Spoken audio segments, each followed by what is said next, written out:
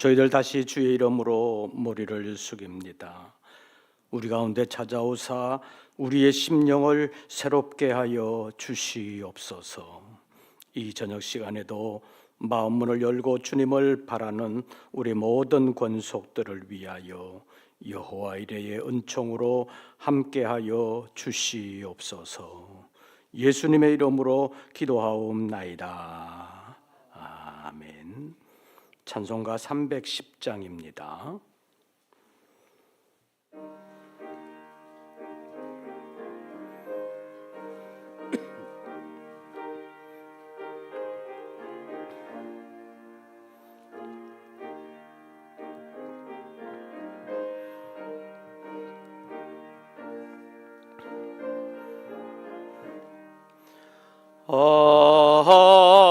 하나님의 은혜로 있을 데 없는 자 왜 구속하여 주는지 난 알 수 없도다. 내가 믿고 또 의지함은 내 모든 형편 아시는 주님 늘 보호해 주실 것을 나는 확실히 아네. 왜 내게 그 센 믿음과 또 복음 주셔서 내 마음이 항상 편한지 없도다. 내가 믿고 또 의지함은 내 모든 형편 아시는 주님 늘 보호해 주실 것을 나는 확실히 아네. 왜 내게 성령 주셔서 내 마음 감동해. 주 예수 믿게 하는지 난 알 수 없도다. 내가 믿고 또 의지함은 내 모든 형편 주님 늘 보호해 주실 것을 나는 실히 아네. 주 언제 강림하실지 혹 밤에 혹 낮에 또 주님 만날 그곳도 알 수 없도다. 내가 믿고 또 의지함은 내 모든 형편 아시는 주님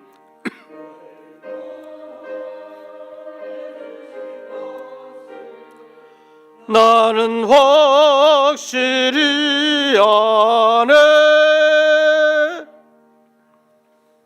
우리 다 같이 통성으로 잠깐 동안 기도하겠습니다. 새해는 맞이했지만 우리의 마음이 새 마음이 되지 아니하면 새해에 유익은 없다고 말할 수 있습니다.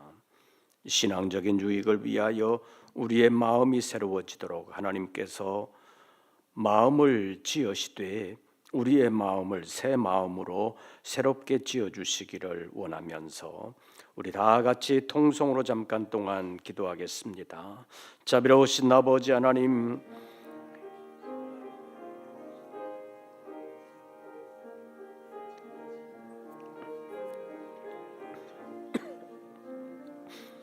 이 저녁 시간에도 종들을 주의 이름으로 부르시고 기도할 수 있는 시간을 허락해 주신 것을 감사합니다. 이 저녁 시간 기도하는 우리 모든 권속들에게 은혜를 베풀어 주시고 새 힘 부어 주시어서 주님의 이름의 영광을 아름답게 나타낼 수 있도록 역사하여 주시기를 간절히 원하옵나이다. 우리 하나님, 우리 모든 믿음의 권속들의 구체적인 삶의 현장에서 도와주시기를 간절히 원하옵나이다. 우리 하나님께서 사랑하는 종들을 많은 사람들 가운데서 부르시고 특별히 구원하여 주신 것은 사랑하는 종들을 통하여 하나님의 뜻을 이루며 하나님의 영광을 나타내시기 위함인 줄로 믿습니다. 그러나 우리의 부족하고 불중함 때문에 하나님의 영광을 온전히 드러내지 못할 때가 많았습니다. 이제 새해를 시작하며 주님과 함께 새롭게 시작하기를 원하오니 주님 도와주시옵소서. 종들만 버려두지 마옵시고 주님 함께하여 주사 종들을 통하여 하나님의 영광이 나타날 수 있게 하시고 하나님의 승리를 이루어 갈 수 있도록 먼저 우리의 속사람을 새롭게 하여 주시기를 간절히 원하옵나이다. 이 저녁 시간에도 주님을 간절히 바라며 주님의 전에 찾아나와 예배하는 사랑하는 종들을 붙들어 주시옵고 사랑하는 종들의 기도에 귀를 기울이시고 응답하시되 사람의 욕심을 위하여가 아니라 하나님의 이름의 영광을 위하여 하나님께서 역사하여 주시기를 간절히 원하옵나이다. 나의 원대로 마옵시고 아버지의 원대로 하옵소서 하는 주님의 기도를 본받게 하실 뿐만 아니라 여러 가지 어렵고 힘든 가운데서도 목숨까지 내어주시면서 우리를 사랑하신 그 주님의 사랑을 우리가 본받을 수 있도록 하나님 강권하여 주시기를 간절히 원하옵나이다. 여러 가지 혼란과 어려움 가운데 있는 이 나라를 불쌍히 여겨 주시옵고 새 힘 부어 주시어서 주님의 이름의 영광을 위하여 끝까지 믿음 안에서 승리할 수 있도록 역사하여 주시기를 간절히 원하옵나이다. 우리 하나님께서 우리 모든 믿음의 권속들 가운데 함께하여 주시옵소서. 사랑하는 종들의 영혼을 먼저 새롭게 하시고 영혼의 하나님의 생명으로 강건케 하여 주시옵소서.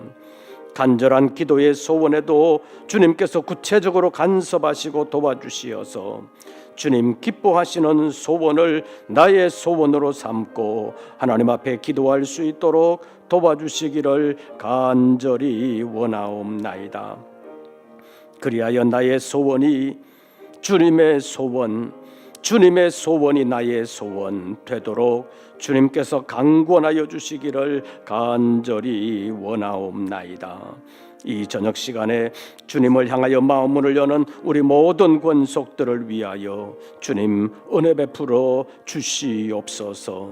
특별히 새해를 시작한 우리 모든 권속들의 심령 가운데 새 은혜를 베풀어 주시옵고 우리 교회를 통하여 이루시고자 하시는 하나님의 뜻을 잘 이루어 갈 수 있도록 우리 모든 성도들의 구체적인 삶의 현장에서 도와주시옵고 주님 기쁘시게 하는 일들을 찾게 하시며 그 일들을 잘 감당할 수 있는 지혜와 능력 주실 뿐만 아니라 감당할 수 있는 여건을 허락하여 주시옵소서.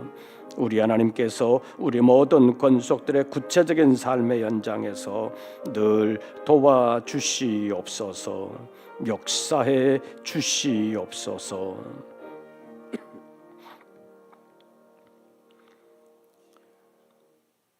하나님의 구원을 위하여 교회를 세우실 뿐만 아니라 교회를 통하여 성경 말씀에 있는 하나님의 뜻을 밝히 드러내게 하시며 깨닫게 하심으로 깨닫는 심령들과 주님을 향하여 마음을 기울이는 사랑하는 종들을 통하여 하나님의 뜻을 이루시게 하시는 줄로 믿습니다. 2025년을 시작하며 주님 앞에 마음을 새롭게 하는 우리 모든 권속들을 하나님께서 일일이 찾아와 주시고 그 심령들을 주님 받아주시옵고 이 한 해도 새롭고 귀하게 써 주시옵소서. 그 하나님의 사명을 위하여 하나님의 인도하심을 받고 하나님의 보장을 받으며 하나님의 복을 받는 우리 모든 권속들 되게 하여 주시옵소서. 여러 가지로 혼란스럽고 어려움을 겪고 있는 이 나라, 이 민족 가운데 주님 함께하여 주시옵소서. 강팍해진 심령들을 주님께서 찾아와 주사 그 마음을 부드럽게 해주시고 주님을 두려워할 줄 아는 마음을 허락하여 주시옵소서. 그리하여 하나님을 대적하는 목소리들이 커지지 않게 하시고 주님 앞에 무릎 꿇을 수 있는 백성들이 많아지도록 강권하여 주시옵소서. 세계적인 여건이 너무나도 어렵습니다. 이 나라가 세계 가운데서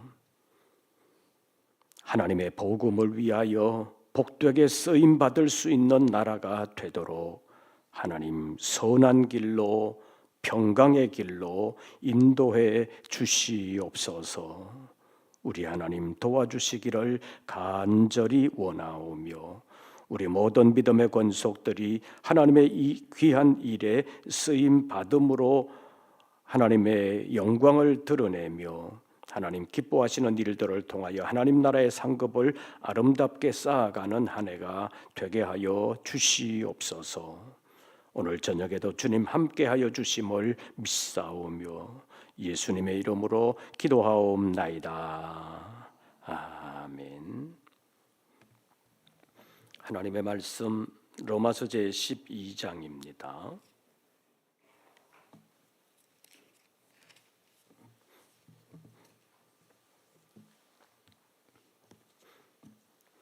로마서 제12장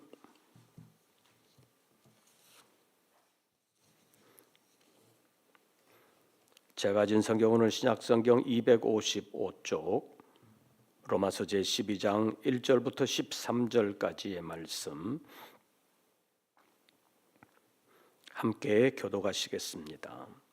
로마서 제12장 1절부터 13절까지를 교독하시겠습니다. 1절 말씀을 제가 먼저 봉독합니다. 그러므로 형제들아 내가 하나님의 모든 자비하심으로 너희를 권하노니 너희 몸을 하나님이 기뻐하시는 거룩한 산 제물로 드리라. 이는 너희가 드릴 영적 예배니라.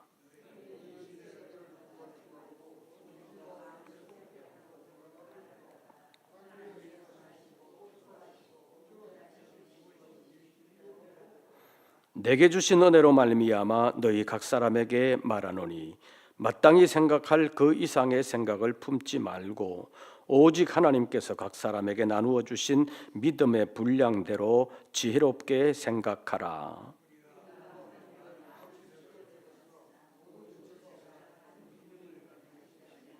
이와 같이 우리 많은 사람이 그리스도 안에서 한 몸이 되어 서로 지체가 되었느니라.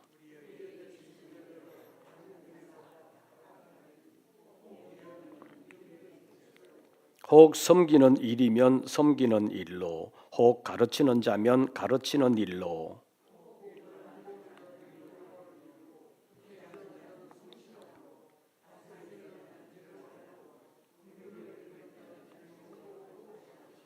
사랑에는 거짓이 없나니 악을 미워하고 선에 속하라.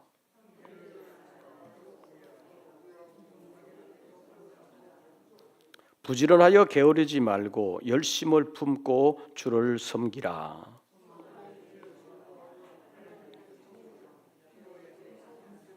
(13절) 다같이 성도들의 쓸 것을 공급하며 손 대접하기를 힘쓰라.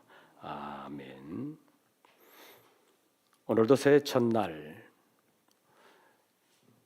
첫 시간부터 주님 앞에 드리면서 이 저녁에도 주님의 전에서 함께하는 우리 모든 권속들에게 우리 주님의 은혜와 평강이 함께하시기를 축원합니다. 일반적으로 새해가 시작될 때는 의뢰하는 말이 있지요. 대망의 새해가 밝았다. 대망의 몇 년이 시작되었다. 지금으로 말한다면 대망의 2025년이 시작되었다. 그런 말들을 자주 사용했습니다. 그러나 2025년을 시작하면서 이런 의례적인 단어를 사용하기가 상당히 좀 거북스럽기도 하고 조심스럽기도 한 것이 지금 우리가 처한 상황이라고 말할 수 있습니다. 2025년에 치러야 할 여러 가지 일들이 우리 앞에 전개될 것이기 때문입니다. 여러 차례 말씀드린 것처럼 가장 큰 이슈가 대통령의 탄핵건일 텐데 국회에서 발의된 대통령의 탄핵건이 헌법재판소에서 판결을 할 것이지만 그 결정이 탄핵이 인용되는 것이든 안 되는 것이든 간에 상관없이 정치인들은 자기들의 정치적인 이익을 위해서 서로의 지지세를 과시하면서 헌법재판관들의 마음을 움직이기 위해서 압박을 가할 것이 눈에 보이는 것입니다. 그래서 서로가 이쪽 저쪽에서 여러 가지 정치적인 일들을 할 것이기 때문에 거기에 따라서 또 사람들이 어떻게 보면 그들의 앞잡이가 되어서 이쪽 저쪽에서 시끌시끌을 할 것입니다. 그래서 물리적으로는 우리가 성구영신 예배를 드리면서 2025년이 시작되었지만 금년도 전국을 바라보면 밝은 새해가 시작되었다 이렇게 말하기가 상당히 곤란합니다. 정치인들 가운데는 나라가 시끄럽던 국민 경제가 어렵던 상관없이 자기들의 정치적인 이익의 방향으로 모든 것을 끌어가려고 하는 사람들이 있을 것입니다. 그러나 우리 믿음의 사람들은 새해를 시작하면서 어떻게 해야 우리에게 신앙적으로 유익할 것인가? 어떻게 해야 하나님께 영광이 되는 것인가? 어떻게 해야 하나님을 기쁘시게 하는 일을 우리가 이루어 갈 것인가를 생각해야 된다고 말할 수 있습니다. 그래서 오늘 본문을 통해서 새로운 시작을 위하여라는 제목으로 잠깐 하나님의 뜻을 찾아보려고 합니다. 첫째로 오늘 본문에서 강조하려고 하는 것은 그리스도인의 삶으로서 하나님께 영광을 돌리라는 것입니다. 오늘 본문 1절 말씀을 보시지요. 1절 다 같이 봉독합니다. 그러므로 형제들아 내가 하나님의 모든 자비하심으로 너희를 권하노니 너희 몸을 하나님이 기뻐하시는 거룩한 산 제물로 드리라. 이는 너희가 드릴 영적 예배니라. 제물로 드리라고 말씀하고 있는데 이것은 구약의 제사 제도를 배경으로 하고 있지요. 구약에서는 죄를 범하든지 아니면 다른 일을 하든지 여러 가지 명목의 제물이 있습니다. 자신의 죄를 위한 속죄의 제물, 그리고 하나님과의 관계에서 화목 제물, 또 어떤 일을 서원하는 데 필요한 서원의 제물, 여러 가지 있고 또 매일 일상적으로 드리는 번제 이런 것들이 있습니다. 그런 제물들은 다 하나님 앞에 드리는 것인데 특히 살아있는 소나 양, 염소, 병 안 되면 비둘기 이런 것을 잡아서 제물로 드리는 경우가 상당히 많았습니다. 그런 걸로 드릴 때는 그런 것의 경제적인 가치도 있지만 특별히 속죄를 위해서 드리는 제물일 때는 내가 하나님 앞에 죄를 범한 것, 내가 죽어야 되지만 이 제물이 대신 죽는 것으로 하나님 앞에 속죄를 받게 하는, 어쩌면 내가 죽어야 되지만 그 제물이 죽는 것을 보면서 하나님께서 살려주신 것을 감사하고 다시는 죄를 짓지 않게 하려고 하는 하나님의 뜻이 있다고 말할 수 있습니다.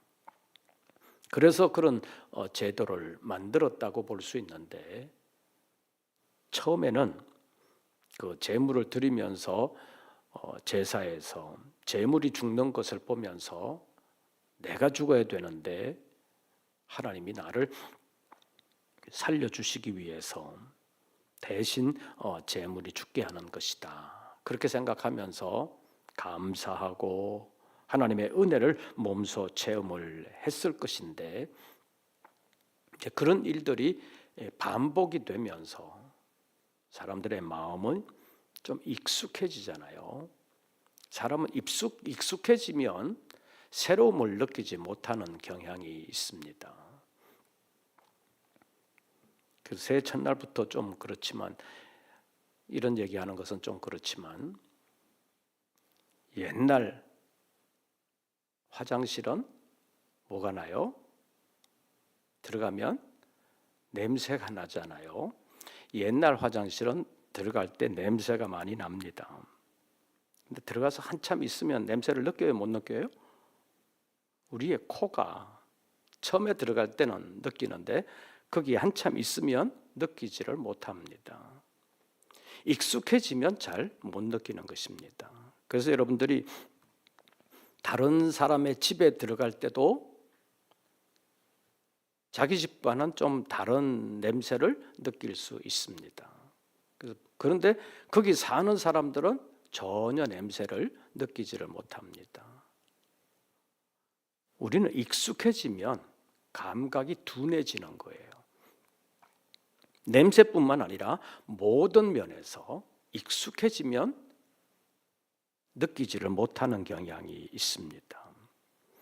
그래서 하나님의 은혜도 처음 새롭게 받을 때는 감사하다고 그러다가 그 은혜를 똑같은 범위에서 오래 지속적으로 받게 되면 은혜를 은혜인 줄로 알지 못하는, 은혜를 은혜로 느끼지 못하는, 그래서 어떻게 보면 감각이 둔해지는 것이 일반적인 사람들의 감각이라고 말할 수 있습니다. 죄의 감각도 마찬가지입니다. 그래서 제물을 드리면서 처음에는 하나님의 은혜로 내가 죽을 것을 저 제물이 대신 죽었다, 그것 때문에 하나님의 은혜에 대해서 감사를 했지만, 그 제도가 오래 지속되면서 오래 그렇게 하는 거겠거니 그렇게 생각하고 그냥 제물 한 마리든지 두 마리든지 그냥 갖다 주면 내 죄의 문제가 끝났다, 그렇게 생각하는 경향이 생겨나게 되었다는 것입니다. 그래서 시편 기자를 통해서, 특별히 다윗을 통해서 하나님은 제사를 기뻐하시지 않는다는 표현까지 있었던 것을 우리에게 교훈하고 있습니다.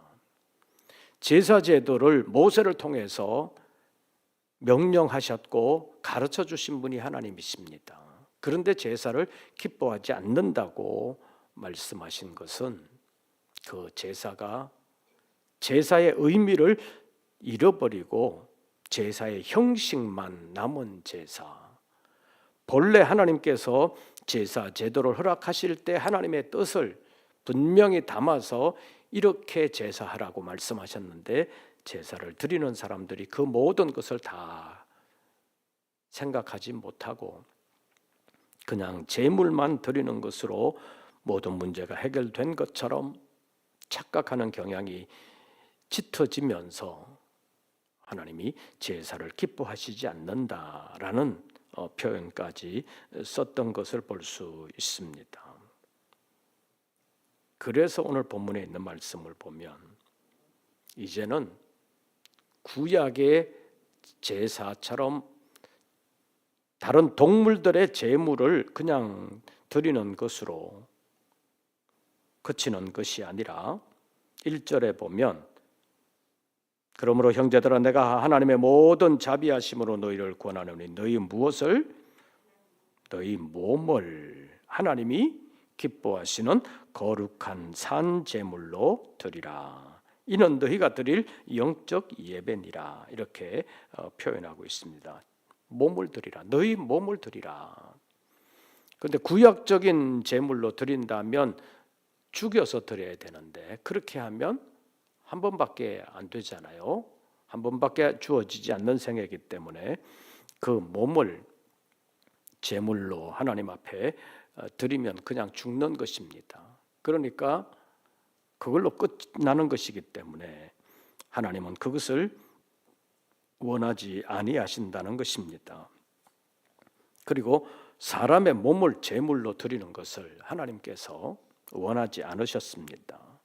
창세기 22장에서 하나님께서 내 사랑하는 아들 내 독자 이삭을 번제로 드리라고 할 때 그 하나님의 뜻은 진짜 사람의 몸을 드리라는 것이 아니라 몸을 드릴 만한 믿음을 하나님께서 요구하셨던 것이지 이삭의 몸 자체를 원하셨던 것은 아니라는 것을 여호와 일의 은총으로 양을 대신 예비한 것으로 우리가 알 수 있습니다. 그래서 진짜 육신의 몸을 하나님께서 원하시는 것이 아니라 너희 몸을 하나님이 기뻐하시는 거룩한 산 제물로 드리라. 죽이는 것이 아니라 살아있는 상태로 드리라는 것은 몸을 사용하는 삶을 통해서 하나님 기뻐하시는 영적 제사가 되게 해야 된다는 것을 말씀하고 있습니다. 16세기 종교개혁 이후에 강조된 것이 믿음으로 의롭게 된다는 것이었습니다. 믿음으로 의롭게 된다. 이것이 16세기 종교개혁의 굉장히 큰 이슈였다고 볼 수 있습니다. 믿음으로 의롭게 되는 것이 맞기는 한데 종교개혁 당시는 왜 이것이 강조되었느냐 하면 믿음 없는 행함이 너무너무 강조되었기 때문입니다. 그래서 종교개혁이 시작될 그때만 해도 지금으로 보면 이제 가톨릭이라고 그러죠. 그때는 뭐 신교, 구교 이렇게 나눠지지 않았으니까 그냥 교회였는데 그 교회에서 무조건 헌금만 많이 하면 용서받는다. 죄사함을 받을 뿐만 아니라 주님 앞에 가면 상을 받는다. 이것이 그 당시에 교회 전반적인 분위기였다는 것입니다. 그래서 면죄부 판매까지 나오게 되는 그런 시대가 종교개혁의 배경이었다고 말할 수 있습니다. 그러니까 행함으로 많이 강조가 되면서 그 행함 가운데서도 특별히 누가 헌금을 많이 하냐 이것이 경쟁적으로 되다 보니까 돈만 있으면 하나님 앞에 모든 것을 잘할 수 있다. 또 용서받을 수 있다. 또 하나님 앞에 상을 받을 수 있다. 이런 것으로 과시가 될 뿐만 아니라 잘못된 방향으로 계속 가면서 성경이 하나님의 뜻과는 상관없는 방향으로 해석되는 경향이 많았다는 것입니다. 그래서 너무 행함이 강조되다 보니까 하나님의 은혜가 제대로 나타나지를 않았습니다. 모든 것이 하나님의 은혜임에도 불구하고 내가 한 것이다. 내가 한 것이다. 내가 해야 된다. 그것이 너무 강조되다 보니까 여러 가지 문제가 많았다는 것입니다. 그래서 종교개혁이 시작되었고 성경으로 돌아가자. 성경이 말씀하시는 것은 그 당시의 상황과는 다르다는 것을 루터가 말하게 되면서 종교개혁이 시작됐다고 볼 수 있는데 이제 종교개혁이 일어난 지 500년이 넘어가다 보니까 이제는 또 행함이 너무 무시돼 가지고 믿음만 있으면 된다. 이렇게 생각하는 경향이 지금 많아졌다는 것입니다. 특히 우리나라에서 다른 나라보다 더 심하다고 볼 수 있습니다. 그래서 전에도 여러 번 말씀드렸는데 아주 안 좋은 말 가운데 안 믿는 사람들이 예수 믿는 사람들을 비판하는 말 가운데 예수쟁이들은 죽어도 입만 산다, 입만 살아있다, 물에 빠져도 입만 동동 뜰 거다, 뭐 그런 비아냥 섞인 말들을 많이 했던 것을 볼 수 있습니다. 그래서 늘 반기독교적인 성향이 강할 때는 예수쟁이들은 말밖에 없다, 그런 말들을 많이 하게 되는 것을 볼 수 있습니다. 그래서 지금 이제 제2의 종교개혁이 필요하다, 그런 말들을 하면서 다시 이제 행함이 강조되고 있는 것을 볼 수 있습니다. 그런데 성경은 처음부터 이 믿음과 행함은 함께 있어야 되는 것이라고 분명하게 말하고 있습니다. 야고보서에 분명히 말씀하고 있습니다. 종교개혁 당시만 해도 야고보서는 별로 가치가 없는 성경인 것처럼, 그래서 심지어는 어떤 사람은 야고보서는 지푸라기 서신이다, 그렇게 말할 정도로 종교개혁자들이 무시했던 성경이었는데 요즘 와서 야고보가 없었더라면, 성경에서 야고보서가 빠졌더라면 어떻게 됐을까, 그렇게 생각하는 사람들이 많아졌습니다. 오늘 바울 사도가 너희 몸을 하나님이 기뻐하시는 거룩한 산 제물로 드리라, 이는 너희가 드릴 영적 예배니라, 이렇게 말씀하시는 것과 야고보서 2장을 우리 한번 찾아보시지요. 한번 비교해 보시기를 바랍니다. 야고보서 제2장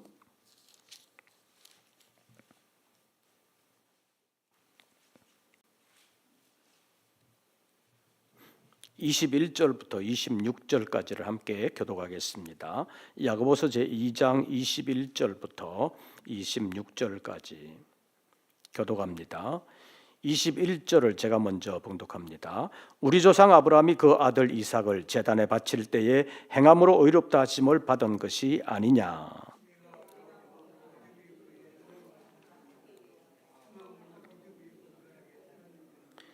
이에 성경에 이른 바 아브라함이 하나님을 믿으니 이것을 의로 여기셨다는 말씀이 이루어졌고 그는 하나님의 벗이라 칭함을 받았나니.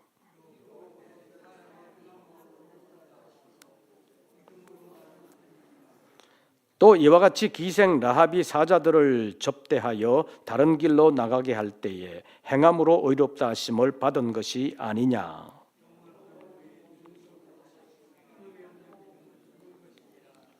아멘. 믿음의 조상 아브라함의 경우에도 믿음이라는 말이 보이지 않는 믿음, 추상명사 같지만 그 믿음은 행함으로 나타난 믿음이었다는 것을 분명하게 말하고 있습니다. 그래서 아브라함이 그 아들 이삭을 제단에 바칠 때 행함으로 의롭다함을 받은 것이 아니냐.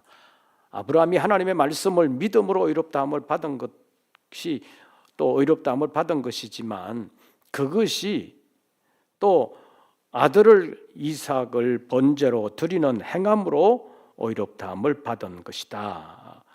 그래서 아브라함의 믿음이 온전하게 되었다. 말로만이 아니라 행함으로 아브라함의 믿음이 온전하게 되어서 아브라함이 믿음의 조상이 되었다라는 것을 말하고 있습니다. 그러면서 하는 말 22절 보시죠. 내가 보거니와 믿음이 뭐와 함께 일하고 그의 행함과 함께 일하고 행함으로 믿음이 온전하게 되었느니라. 행함이 없는 믿음은 온전하지 않다, 그런 얘기지요. 그러니까 행함이 없는 믿음은 온전하지 않다. 믿음만으로는 아니다라는 것을 뒤에서 또다시 한번 말하면서 24절에서 보면 이러보건대 사람이 행함으로 의롭다 하심을 받고 믿음으로만은 아니니라. 이 말은 행함이 없는 믿음으로 의롭다함을 받는 것은 아니다. 믿음으로 의롭다함을 받는다는 말이 맞기는 하지만 그 믿음은 행함이 있는 믿음이다라는 것을 야고보를 통해서 분명하게 말하고 있습니다. 그래서 비유적으로 영혼 없는 몸이 죽은 것 같이 행함이 없는 믿음은 죽은 것이다. 그러니까 성경에서 말하는 믿음은 행함 없는 믿음이 아니라 행함 있는 믿음이라는 것을 분명하게 말씀하고 있습니다. 그래서 오늘 본문에서 너희 몸을 하나님이 기뻐하시는 거룩한 산 제물로 드리라는 것이 몸으로 믿음을 아름답게 나타내라라는 표현이라고 말할 수 있습니다. 그래서 어떻게 아름답게 나타내는 것이냐? 3절 말씀 보시죠. 다시 본문으로 돌아가서 로마서 제12장 3절 우리 다 같이 봉독합니다. 내게 주신 은혜로 말미암아 너희 각 사람에게 말하노니 마땅히 생각할 그 이상의 생각을 품지 말고 오직 하나님께서 각 사람에게 나누어 주신 믿음의 분량대로 지혜롭게 생각하라. 믿음의 분량대로 지혜롭게 생각하라.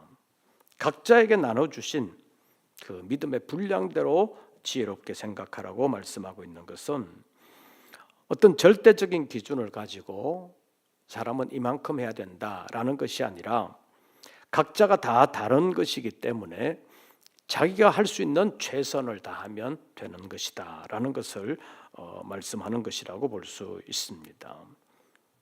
예를 들어서 대학생과 유치원생을 비교하면 안 되듯이 힘으로도 남녀 평등 말하지만 힘을 쓰는데 남녀 평등 똑같이 힘 써야 된다라고 말하는 것은 아니잖아요. 그래서 그 물리적인 평등만을 말하는 것이 아니라 할 수 있는 평등을 말하는 것을 성경이 각 사람에게 나누어 주신 믿음의 분량대로 지혜롭게 생각하라고 말씀하고 있습니다. 그 몸을 하나님이 기뻐하시는 거룩한 산 제물로 드려야 되는데 얼마만큼 어떻게 드려야 하느냐 그것을 말하면서 하나님께서 각 사람에게 나누어 주신 믿음의 분량대로 지혜롭게 생각하라. 각 사람이 할 수 있을 만큼 하나님께서 원하시고 각 사람이 할 수 있을 만큼 하는 것이지 누가 어떻게 했으니까 나도 그만큼 해야 된다라는 것은 아니라는 것입니다. 그래서 우리가 신앙생활을 하면서 하나님 앞에서 어떻게 살아야 되느냐. 뒤에 보면 이제 오늘 본문에 있는 말씀 가운데서 여러 가지 일들을 각자가 맡은 바대로 해야 되는데 6절 이하에 있는 말씀을 보면 여러 가지 구체적인 삶에서 이렇게 해야 된다, 이렇게 해야 된다라는 것을 말씀을 하면서 각 사람의 분량에 따라서 해야 된다는 것을 말하고 있습니다.